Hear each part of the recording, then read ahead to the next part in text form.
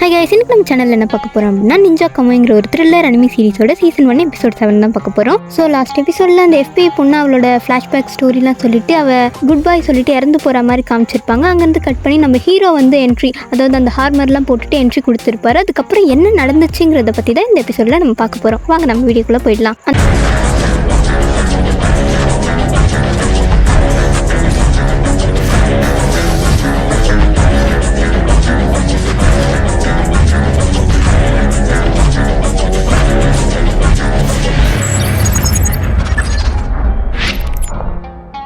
அந்த ட்ரக்குக்குள்ளேருந்து நம்ம ஹீரோ அந்த ஹார்மர்லாம் போட்டுட்டு வெளியில் வருவார். அதை பார்த்த உடனே அந்த குள்ள பையனுக்கு பயங்கர ஜாலியாக ஆகிடும்.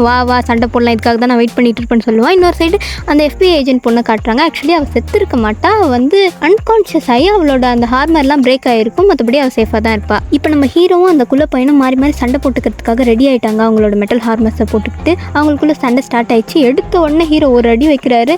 ஓடி போய் பறந்து அந்த செவுத்துல போய் நல்லா முட்டிக்கிறான். அதுக்கப்புறமா அவங்க ரெண்டு பேருக்குள்ள பயங்கரமாக சண்டை நடக்க ஸ்டார்ட் பண்ணி இதோட விஷுவல்ஸ்லாம் அவ்வளோ சூப்பராக இருக்குது. நீங்கள் ஒரிஜினல் வீடியோ கண்டிப்பாக பாருங்கள். போக போக அந்த குள்ள பையனுக்கும் நம்ம ஹீரோக்கும் பயங்கரமாக சண்டை நடக்குது. எப்படியோ நம்ம ஹீரோ அந்த குள்ள பையனை போட்டு புரட்டி எடுத்து அவன் நெஞ்சிலே குத்திட்டாரு. அதுக்கப்புறம் அவனால் சுத்தமாக அசைய முடியல. அவன் ஹீரோவை பார்த்து கேட்குறான், என்னை எதுக்கு கொல்லாத வேடிக்கை பார்த்துக்கிட்டு இருக்க அப்படின்னு சொல்லிட்டு. அதுக்கு நம்ம ஹீரோ சொல்கிறாரு, உன்னை அவ்வளோ சீக்கிரம் வழி இல்லாத நான் கொல்லுவேன் நீ நினச்சிக்கிட்டு இருக்கியா அப்படின்னு சொல்கிறாரு. அதுக்கு அந்த குள்ள பையன் ஆட பைத்தியக்கார சேடஸ்ட்டு அப்படின்னு சொல்லிட்டு நம்ம ஹீரோ பீதியோட பார்க்குறான். அப்படியே அந்த இடத்துல கட் பண்ணுறாங்க. அப்படியே மறுபடியும் நாள் காலையில் விடியுது. ஹவுஸோட ஹெட் குவார்ட்டர்ஸ்க்கு அந்த குள்ள பையனோட மண்டையை சதிச்சு பார்சலாக அனுப்பி விட்டுருப்பாரு நம்ம ஹீரோ. இதை பார்த்துட்டு அந்த குரூப்பில் இருக்க ஒரு பொண்ணு இதை அவன்கிட்டேருந்து வர வார்னிங்காக நம்ம எடுத்துக்கணுமா அப்படின்னு கேட்பா. அதுக்கு ஹவுஸா சொல்லுவார், அப்படின்னா இது நல்லா இருக்கும், இது இன்னும் கொஞ்சம் இன்ட்ரெஸ்ட்டாக போகும், நம்மளோட எல்லா வெப்பன்ஸையும் அவன் மேலே டெஸ்ட் பண்ணி பார்க்கலாம் அப்படின்னு சொல்லுவார். அப்படி சொல்லிட்டு இருக்கும்போது மாஸ்டர் எம்ஜி அங்கேருந்து எழுந்து போவார். ஏன் எழுந்து போகிறீங்கன்னு கேட்கறதுக்கு அவர் சொல்லுவார், நிலமை கைமீறி போகிறதுக்குள்ளே இது எல்லாத்தையும் சீக்கிரமாக முடிச்சாகணும், நான் அதுக்காக ஏற்பாடு பண்ண போகிறேன் அப்படின்னு சொல்லிட்டு அங்கேருந்து போயிடுவார். மாஸ்டர் எம்ஜி போன பிறகு ஹவுஸா ரொம்ப வில்லத்தனமாக சிரிச்சுக்கிட்டு, ஆமாம் இது போக போக ரொம்ப சுவாரஸ்யமாக தான் இருக்குது, இது எவ்வளோ தூரம் போகுதுன்னு நான் பார்க்குறேன் அப்படின்னு சொல்லுவான். அப்படியே கட் பண்ண எங்கள் ட்ரக்குக்குள்ளே நம்ம ஹீரோவும் FBI பொண்ணும் இருக்காங்க.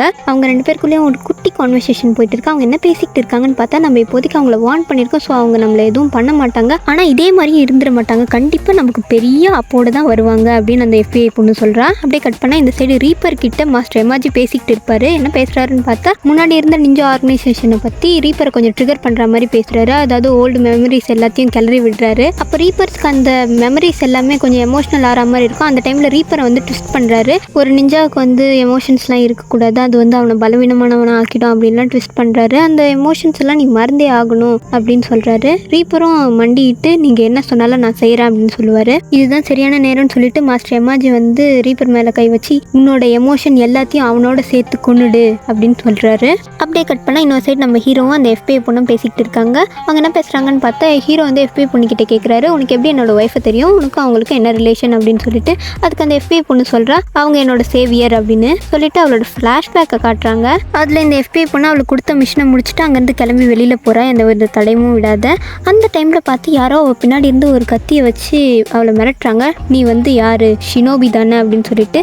அவள் என்ன சொல்கிறதுன்னு தெரியாத திணறி நிற்கிறா, அப்படியே சைலண்ட்டாக இருக்கா. அதுக்கப்புறம் திரும்பவும் அந்த வாய்ஸ் வந்து சொல்லுது, உன்னோட ஃபர்ஸ்ட் டெஸ்ட்டில் நீ பாஸ் ஆகிட்ட அப்படின்னு சொல்லிட்டு. யாருன்னு பார்த்தா அது நம்ம ஹீரோயின். ஆக்சுவலி நம்ம ஹீரோயினை இந்த FBI பொண்ணுக்கு மென்டராக போட்டிருப்பாங்க. நம்ம ஹீரோயினோட ஃபஸ்ட்டு ஸ்டூடெண்ட் இந்த FBI பொண்ணு தான். அதே மாதிரி அவளுக்கும் ஃபஸ்ட்டு டீச்சர் யாருன்னு பார்த்தா நம்ம ஹீரோயின் தான். ஸோ அதுலேருந்து அவங்க நல்லா பேசி பழக ஆரம்பிக்கிறாங்க. எல்லா மிஷன்ஸ்க்கும் ஒன்றா போகிறாங்க. நம்ம ஹீரோயினோட ஸ்கில்ஸ் எல்லாத்தையும் இவளுக்கு பாஸ் பண்ணிகிட்டே இருக்கா. ஆஸ் அ டீச்சராக அது தானே பண்ணுவாங்க. ஸோ அவங்க இந்த மாதிரி பாஸ் பண்ணிகிட்டு இருக்காங்க. போக போக இவங்க நல்லா பேசி பழகி நல்ல ஃப்ரெண்ட்ஸாக ஆகிற மாதிரி ஆகிறாங்க. அதே மாதிரி இன்னொரு சைடு ஒரு நாளும் நம்ம ஹீரோயின் அப்புறம் ஹீரோ அவங்க ஃப்ரெண்டு ஜாக் 3 பேரும் சேர்ந்து டெவலப் ஆகிட்டே வராங்க. புது புது டெக்னிக்ஸ், புது புது சீக்ரெட் ஆர்ட்ஸ்லாம் கற்றுக்கிட்டு வராங்க. அதை இந்த பொண்ணுக்கும் பாஸ் பண்ணுறாங்க நம்ம ஹீரோயின். அப்படி இருக்கும்போது ஒரு நாள் அந்த பொண்ணோட நம்ம ஹீரோயின் வந்து தனியாக பேசுகிறாங்க. அப்போ வந்து நீ ஏன் எப்போ பார்த்தாலும் உன் ஃபேஸை மாஸ்க் வச்சு கவர் பண்ணிகிட்டு இருக்க அப்படின்னு சொல்லிட்டு அவங்க கேட்குறாங்க. அதுக்கு அந்த பொண்ணு வந்து அவளோட ஃப்ளாஷ்பேக் சொல்கிறா. ஏன்னா அவளுக்கு சின்ன வயசாக இருக்கும்போது அவளுக்கு ஒரு ஆக்சிடென்ட் ஆகி அவளோட முகம்லாம் செஞ்சு போயிருக்கும். அந்த டைமில் அவளோட பேரண்ட்ஸ் பார்த்து பயந்தா நம்ம குழந்தை இறந்துருச்சுன்னு நினச்சிக்கிட்டு விட்டுட்டு போயிடுவாங்க. அந்த டைமில் இவளை வந்து இந்த நிஞ்சா அசோசியேஷன் தான் எடுத்து வளர்த்துருக்கோம். அவளோட இன்செக்யூரிட்டி வச்சு அவளை வந்து ஒரு நல்ல நல்ல டாப் கிரேட் நிஞ்சாவாக ஆக்கிடுவாங்க. அவளோட ஃபேஸை கடைசி வரை யாருக்கும் காட்டக்கூடாதுன்ற மாதிரி இவன் இந்த மாதிரி சொல்லிட்டு இருக்கும்போது நம்ம ஹீரோயின் வந்து உன் ஃபேஸை காட்டு நான் பார்க்குறேன் அப்படின்னு சொல்லுவாங்க. அதுக்கு அவர் ரொம்ப தயங்கி அந்த மாஸ்க்கை கழட்டின உடனே அதை பார்த்துட்டு ஹீரோயின் வந்து ரொம்ப ஆச்சரியமாக பார்ப்பாங்க. அவள் வந்து ஒரு மாதிரி நெளிஞ்சிக்கிட்டு இருப்பா. அதுக்கு ஹீரோயின் சொல்லுவாங்க நான் இந்த உலகத்துல ரொம்ப அழகான பர்சனை பார்த்துக்கிட்டு இருக்கேன் அப்படின்னு சொல்லிட்டு. இல்லை நீங்கள் என் மேலே பரிதாபம்லாம் பட வேணாம் அப்படின்னு சொல்லிட்டு எஃபிஐ பொண்ணு சொல்லுவா. அதுக்கு ஹீரோயின் வந்து நான் பரிதாபம் படல, உண்மையிலே சொல்கிறேன், மனசளவுலையும் உடம்பளவுலையும் உன்ன மாதிரி அழகு நான் இதுவரை பார்த்ததில்லை, இப்போ தான் முதல் டைம் பார்க்குறேன் அப்படின்னு சொல்லுவா. அதை கேட்டு எஃபிஐ பொண்ணுக்கு ரொம்ப மோட்டிவேட் ஆகும். அதுக்கப்புறம் அவங்க எல்லாத்தையும் நல்லா ஷேர் பண்ணி 2 பேரும் நல்லா ரொம்ப திக் ஃப்ரெண்ட்ஸ் ஆகிடுறாங்க. ஹீரோயினும் அவங்களோட சைல்ட்ஹுட்லேருந்து அவங்க வளர்ந்த வரை எல்லாத்தையுமே சொல்கிறாங்க. அவங்க ஹீகான் அப்புறம் ஜாய் இவங்க 2 பேர் கூட சேர்ந்து வளர்ந்ததாகவும் அவங்க தான் அவங்களோட ஃபேமிலின்றதாகவும் அந்த எமோஷன் எல்லாத்தையுமே இந்த பொண்ணுக்கிட்ட ஷேர் பண்ணுறாங்க. அதுக்கு அந்த பொண்ணு ஒன்றா இருக்கிறீங்களா, உங்களுக்குள்ள நிறைய எமோஷன் இருக்குது, ஒருத்தர் இருந்தாலும் ஒருத்தர் ரொம்ப எமோஷனல் ஆவீங்க, நிஞ்சாஸ்க்கு எமோஷன்ஸ்லாம் இருக்கக்கூடாதாச்சே அப்படின்னு அந்த பொண்ணு சொல்லுவாள். அதுக்கு நம்ம ஹீரோயின் சொல்லுவாங்க கண்டிப்பாக எமோஷன்ஸ் இருக்கக்கூடாது தான், ஆனால் ஒரு ட்ரூ நிஞ்சா உண்மையாக இருக்கணும், அவனுக்கு எமோஷன்ஸ்லாம் தேவைப்படும் அப்படின்னு நம்ம ஹீரோயின் சொல்லுவாங்க.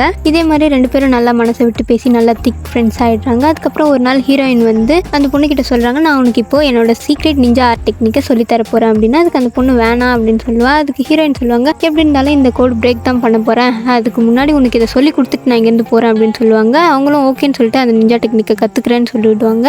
அது என்ன டெக்னிக் அப்படின்னா ஹீரோயினால் ஒரு பர்சனாக அவங்க இறந்து போன மாதிரி பொய்யா ஃப்ரேம் பண்ண முடியும். அந்த டெக்னிக் தான் எஃபிஐ பொண்ணுக்கு சொல்லி கொடுப்பாங்க.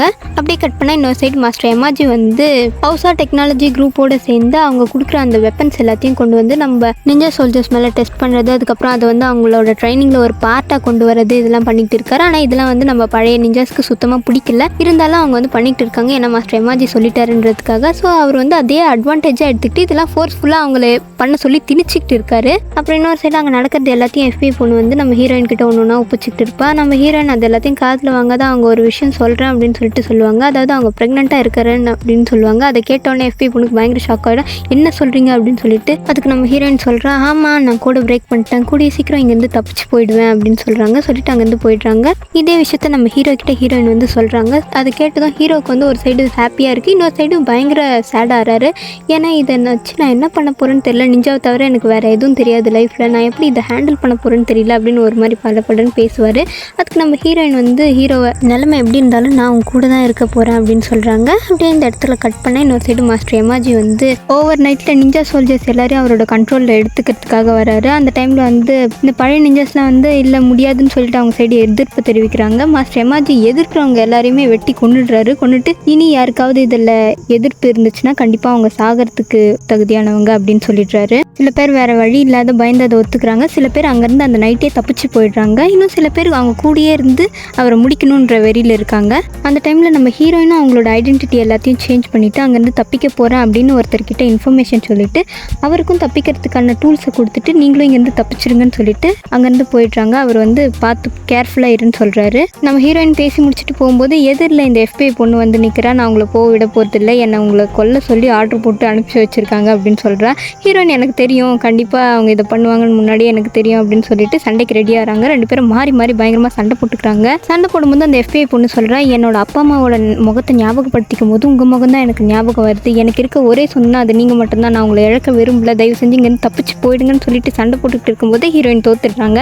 அப்போ ஹீரோயின் அந்த பொண்ணை பார்த்து பரவாயில்ல உன் கடமையை செய்யுன்னு சொல்லுவாங்க. அதுக்கு அந்த பொண்ணு நான் என் கடமையை தான் செய்ய போகிறேன்னு சொல்லிட்டு சூசைட் பண்ணிக்க போவா. அப்போ ஹீரோயின் தடுத்து நிறுத்திடுவாங்க. அப்புறம் ஹீரோயின் சொல்கிறாங்க நீ எதுக்காக சாகணும், நீ உன் கடமையை சரியாக தான் பண்ண, அதுக்கப்புறம் நான் தப்பிச்சு போனால் கூட நீயும் என் குடும்பத்தில் ஒருத்தி தான், நான் எங்கே இருந்தாலும் என்ன பண்ணுறேன்றது உனக்கு சொல்லிட்டு தான் இருப்பேன் அப்படின்னு சொல்கிறாங்க. உடனே எஃபிஐ பொண்ணும் ஹீரோயினும் நல்லா பேசி ஒரு முடிவுக்கு வந்துடுறாங்க. எஃபிஐ பொண்ணு ஹீரோயினோட அந்த நிஞ்சா ஆர்ட் டெக்னிக்கை யூஸ் பண்ணி அவங்கள அங்கேருந்து தப்பிக்க வச்சுட்றா. அவள் வந்து அந்த குரூப்புக்குள்ளேயே இருந்து அவங்க என்னென்ன செய்கிறாங்க அதெல்லாம் தெரிஞ்சுக்கிறா. அதுக்கப்புறம் இங்கே நடக்கிறது எல்லாத்தையுமே ஹீரோயினுக்கு மெயில் பண்ணிடுவா. அதே மாதிரி ஹீரோயினும் அங்கே நடக்கிறது எல்லாத்தையும் வந்து இவளுக்கு மெயில் பண்ணுவாங்க. அதாவது அவங்க ஃபேமிலியில் என்னென்ன நடக்குதுன்னு. ஏன்னா இவளும் அவங்க ஃபேமிலியில் ஒரு பாதி தானே, அதனால இவளுக்கும் மெயில் பண்ணிடுவாங்க. இவள் அது எல்லாத்தையும் பார்த்து ரொம்ப ஹாப்பியாக இருப்பா. அந்த மாதிரி அவளோட எல்லா மெமரிஸையும் நம்ம ஹீரோ கிட்ட ஷேர் பண்ணிடுவா. நம்ம ஹீரோ எல்லாத்தையும் பொறுமையாக கேட்டு அடுத்து அவங்களோட நோக்கம் என்ன பண்ண போகிறாங்க அப்படின்னு சொல்லிட்டு அந்த பொண்ணுக்கிட்ட கேட்பாரு. அதுக்கு அந்த பொண்ணு சொல்லுவா மாஸ்டர் எமாஜி அவரோட மாஸ்டர் பிளானை வெளியிட போகிறாரு அப்படின்னு சொல்லுவா. இதோட இந்த எபிசோடு இந்த இடத்துல முடிச்சிடுறாங்க. இதோட கண்டினியூஷன் அப்புறம் இதே மாதிரி இன்னும் நிறைய எபிசோட் பார்க்கணும் மறக்காத இந்த சேனலை சப்ஸ்கிரைப் பண்ணிவிடுங்க. இந்த வீடியோ உங்களுக்கு பிடிச்சிருந்தா ஒரு லைக் போட்டுருங்க.